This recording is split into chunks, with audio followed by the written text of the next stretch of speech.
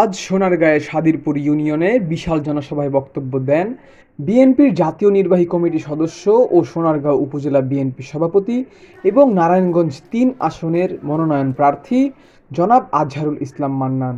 এই সভায় তিনি বলেন,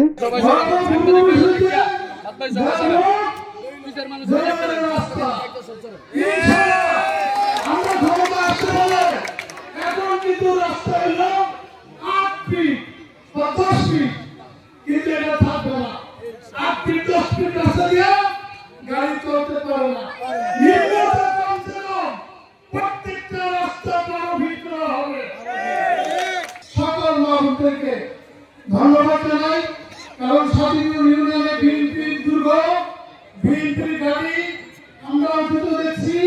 কারণ যদি আগামীতে আপনারা আবার সাদিপুর ইউনিয়নে ভোট দিয়া সাদিপুর ইউনিয়নে বিএনপিকে দুর্গ তৈরি করবেন, পারবেন না?